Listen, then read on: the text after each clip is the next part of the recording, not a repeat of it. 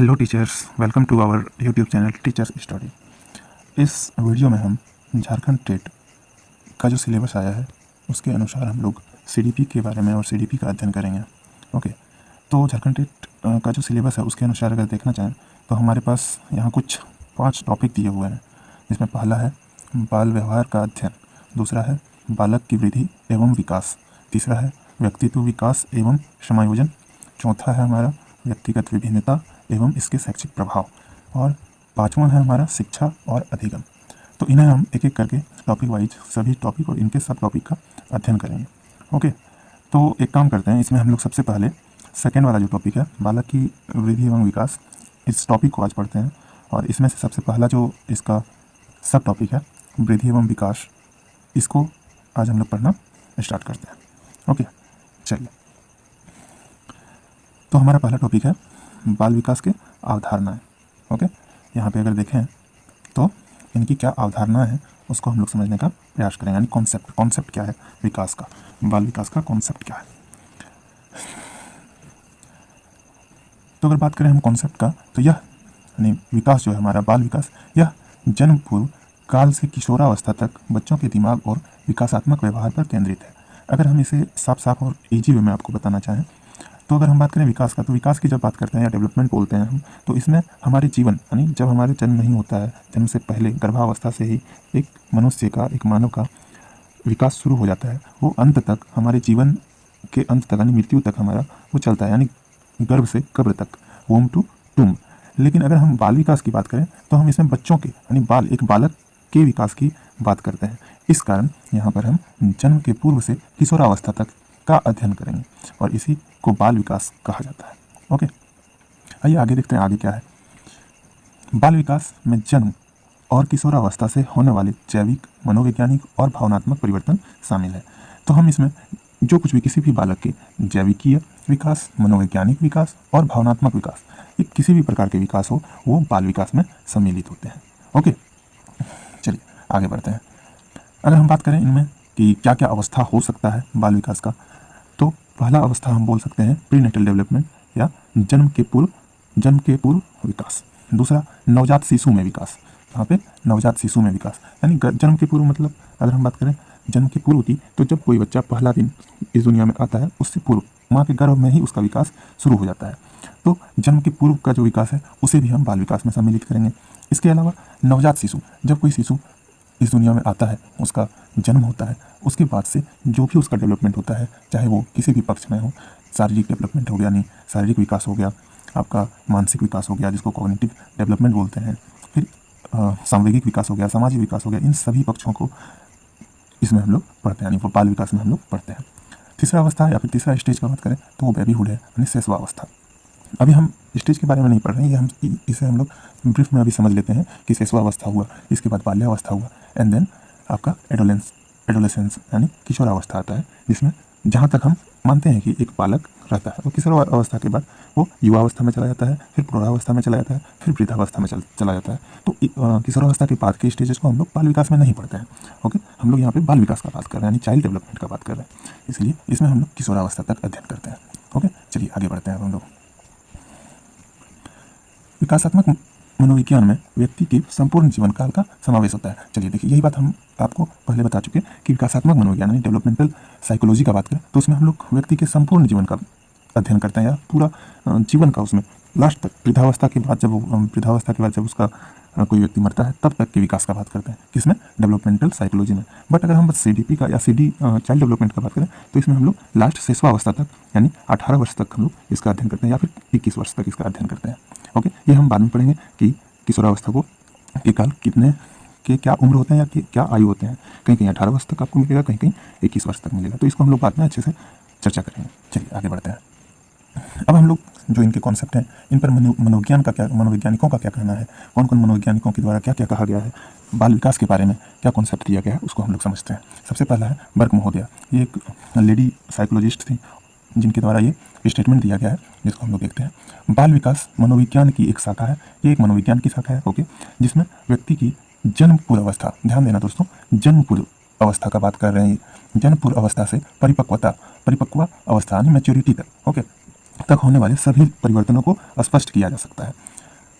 That means बाल विकास में हम लोग कहाँ से कहाँ तक, जन्म से पूर्व यानी गर्भ से लेकर मैच्योरिटी तक का अध्ययन करते हैं। ओके, मैच्योरिटी टॉपिक भी हम लोग आगे में पढ़ेंगे। अभी आप लोग इतना समझ लीजिए कि जहाँ तक जाके बच्चे का शारीरिक मानसिक विकास अच्छे से हो जाता है, उस अवस्था तक को हम लोग परिपक्व अवस्था कहते हैं। तो जब बच्चा गर्भ में होता है, माँ के गर्भ में होता है, वहाँ से मैच्योरिटी तक के डेवलपमेंट को बाल विकास, चाइल्ड डेवलपमेंट बोला गया है। किनके अनुसार? बर्क महोदया के अनुसार, याद रखिएगा। ओके, चलिए आगे बढ़ते हैं, आगे देखते हैं कौन से साइकोलॉजिस्ट के द्वारा क्या बोला गया है। आगे जो हमारे पास है ये जेम्स ड्रेवर साहब हैं, जिनका क्या कहना है कि बाल मनोविज्ञान की वह शाखा है जिसमें जन्म से परिपक्वता तक विकसित हो रहे मानव का अध्ययन किया जाता है। अब देखिए, ध्यान दीजिएगा, वहाँ पे जो हमारी बर्क साहिबा थी, इन्होंने क्या बोला कि गर्भ से यानी जन्म के पूर्व से लेकर मैच्योरिटी तक का बात की है। लेकिन अगर हम बात करें जेम्स ट्रेवर साहब का, तो ये क्या बोल रहे हैं कि जन्म के पहले से नहीं, जन्म से लेकर परिपक्वता तक यानी बर्थ टू मैच्योरिटी तक के काल को, तक के डेवलपमेंट को, विकास को बाल विकास बोला है या बाल मनोविज्ञान बोला है। ओके, चलिए आगे बढ़ते हैं, हम लोग देखते हैं नेक्स्ट किनका नाम आता है, क्या बोले हैं। हमारे सामने है क्रो और क्रो साहब। अब ये दोनों हस्बैंड और वाइफ थे, इनका शायद सरनेम क्रो एंड क्रो था, हस्बैंड और वाइफ थी। और ये दोनों का क्या स्टेटमेंट है, आइए देखते हैं। ये दोनों का स्टेटमेंट है हमारे सामने कि बाल मनोविज्ञान वह मनोवैज्ञानिक अध्ययन है जो व्यक्ति के विकास का अध्ययन गर्भकाल के प्रारंभ से किशोर अवस्था तक की प्रारंभिक अवस्था तक रहता है। अब यहाँ क्रो और क्रो का क्या कहना है कि ये गर्भकाल यानी जन्म से पूर्व ओके, गर्भकाल यानी जन्म से पूर्व की बात कर रहे हैं। ये भी जन्म से पूर्व से लेकर कहाँ तक, एडोलेसेंस तक यानी किशोरावस्था तक के काल के अध्ययन को क्या बोला है इन्होंने, बाल मनोविज्ञान यानी चाइल्ड साइकोलॉजी, जिसमें हम लोग बाल विकास का अध्ययन करते हैं। ओके, चलिए आगे देखते हैं क्या है।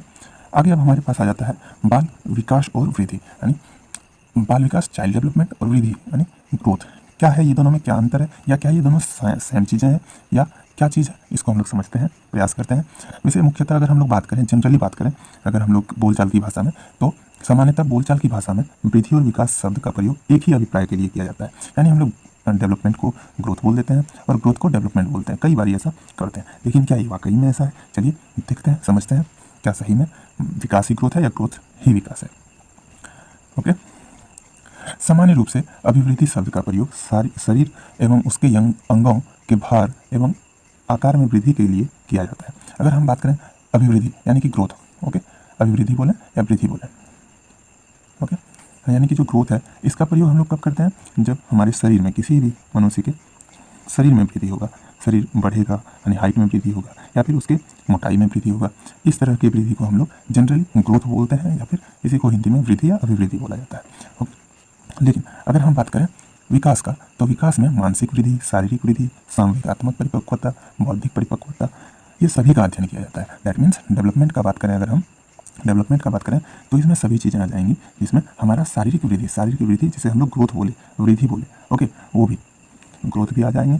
इसके अलावा संवेगात्मक यानी इमोशनल परिपक्वता, इसके अलावा इंटेलेक्चुअल परिपक्वता, मैच्योरिटी, इंटेलेक्चुअल, अगर हम लोग आई लिख देते हैं इसको, समझ जाइएगा, इंटेलेक्चुअल मैच्योरिटी, दैट मीन्स बौद्धिक परिपक्वता, ये सभी एरियाज है, ये सभी चीज़ें हमारा डेवलपमेंट के अंदर या फिर विकास के अंदर सम्मिलित हैं। ओके, तो इस प्रकार से हम लोग समझ सकते हैं कि विकास और वृद्धि ये दोनों में डिफरेंस है, ना कि दोनों सेम है। और डिफरेंस होते हुए भी ये दोनों एक दूसरे से कैसे जुड़े हुए हैं, इसके बारे में हम लोग नेक्स्ट वीडियो में चर्चा करेंगे और अच्छे से समझेंगे। वो एक अलग टॉपिक हो जाएगा हमारे लिए और उसे अच्छे से समझने का प्रयास करेंगे। अभी एक छोटा सा जो इसी के अंतर्गत है उसको समझ लेते हैं कि विकास के क्षेत्र क्या क्या है, क्या क्या विकास के क्षेत्र हो सकते हैं, किस किस क्षेत्र में परिवर्तन आने से हम लोग बोल सकते हैं कि हाँ विकास हुआ है। तो सबसे पहला जो है वो हमारे पास आता है शारीरिक क्षेत्र, और इसी शारीरिक क्षेत्र में अगर कुछ ग्रोथ, कुछ भी परिवर्तन होता है तो हम बोलते हैं कि ग्रोथ हुआ यानी वृद्धि हुआ। ओके, जैसे लंबाई में बढ़ना, मोटाई में बढ़ना और भार में वृद्धि होना, ये सभी आ जाएंगे आपके शारीरिक वृद्धि में। ओके, अब आगे देखते हैं दूसरा वाला क्या है। दूसरा है हमारे पास नैतिक पक्ष या फिर नैतिक क्षेत्र, यानी किसी भी बच्चे का नैतिक विकास होना, उसके मोरल डेवलपमेंट होना। वो मोरल डेवलपमेंट से सीधा सीधी अगर हम बात करें नैतिक पक्ष या नैतिक क्षेत्र का बात करें, तो कोई भी बच्चा किसी भी चीज़ को, किस चीज़ को सही समझता है, किस चीज़ को गलत समझता है, उस चीज़ का विकास होना, उसके अंदर उस चीज़ का क्षमता आना ही मॉरल डेवलपमेंट या फिर नैतिक विकास कहलाता है। इसके अलावा और क्या क्षेत्र है हमारे डेवलपमेंट के, तो इंटेलेक्चुअल डेवलपमेंट या फिर बौद्धिक विकास इसे कहेंगे। बौद्धिक विकास में उसके मानसिक क्षमताओं में वृद्धि आना। कोई भी काम को करते हुए, किसी भी चीज़, कोई भी डिसीजन लेते हुए कोई भी बच्चा या फिर हम सभी मानव जाति क्या करते हैं, अपने इंटेलेक्ट का यूज़ करते हैं, दैट मीन्स अपने बुद्धि का यूज़ करते हैं, और इसमें जो विकास होता है उसे हम बौद्धिक विकास कहते हैं। ओके, इसके अलावा जो हमारे पास अगला है, नेक्स्ट है, वो है संवेग, यानी संवेगात्मक विकास या फिर इमोशनल डेवलपमेंट। हम किसी भी चीज़ के प्रति किस तरह के इमोशंस को दिखाते हैं, इसके अंतर्गत आता है, और कैसे हमारे इमोशंस, उसमें कैसे विकास होता है धीरे धीरे। जैसे कि एक छोटा बच्चा क्या करता है, खाने पीने के लिए भी रोने लगता है, उसे भूख लगेगी तो वो रोएगा, उसे सुसु आएगा तो वो रोएगा, उसे पॉटी लगेगा तो भी वो रोएगा। लेकिन जैसे जैसे वो बड़ा होते जाता है एक छोटा बच्चा, उसमें इमोशंस और अधिक विकसित होते रहते हैं, और वो धीरे धीरे खाने के लिए रोता नहीं, अब वो खाने के लिए मांगने लगता है। तो ये सभी चीज़ें क्या है, हमारा इमोशनल डेवलपमेंट के अंतर्गत आता है, जिसके बारे में हम लोग बहुत बढ़िया से चर्चा करेंगे अगले टॉपिक में या फिर अगले वीडियो में। ओके, और नेक्स्ट है हमारे पास सोशल, सामाजिक विकास, सोशल डेवलपमेंट। ओके, यानी कोई भी बच्चा, हम मानव जाति हैं और मानव जाति एक सामाजिक प्राणी है, ये तो हम लोग सभी जानते ही हैं, और हम समाज से दूर नहीं रह सकते हैं। तो एक बच्चा जब वो बहुत छोटा रहता है तो उसके लिए समाज, उसका एक परिवार, उसका जो फैमिली है वो हो जाता है, तो वो परिवार में रह के बहुत कुछ सीखता है और उसका डेवलपमेंट होता है। उसके बाद वो आगे आस पड़ोस में जाता है, अपने रिलेशंस, अपने जो सगी संबंधी हैं उनसे मिलते हैं, तो इस तरह से उसका सामाजिक विकास संभव होता है और सामाजिक विकास होता है। तो ये सभी क्षेत्र हैं जिससे जो डेवलपमेंट के अंतर्गत आते हैं, और इन सब के बारे में हम लोग अच्छे से चर्चा करेंगे। अभी इस वीडियो में यहीं पर अंत देते हैं, और आशा करते हैं आप लोगों को ये जो टॉपिक है ये समझ में आया होगा और आपके एग्जाम के लिए आपको हेल्प करेगा। थैंक यू, तब तक के लिए बाय बाय।